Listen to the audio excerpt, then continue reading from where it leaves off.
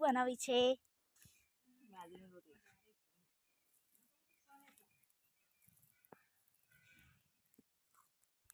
એ કઢી બનાવવાની છે તો તેમના મસાલા તૈયાર થઈ ગયા છે।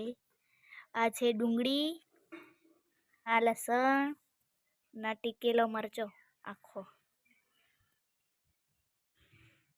અને કઢી સાથે બાજરીના રોટલા। પહેલા તેલ, લીલું લસણ, મરચા વાટી, ડુંગળી, મેથી, તોદળ, હળદર, મીઠું,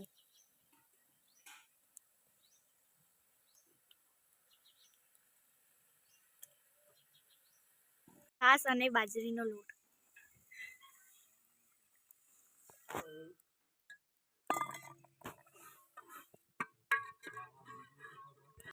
કઢીની સુગંધ સારી આવે છે। મસ્ત કઢી તૈયાર થઈ ગઈ છે।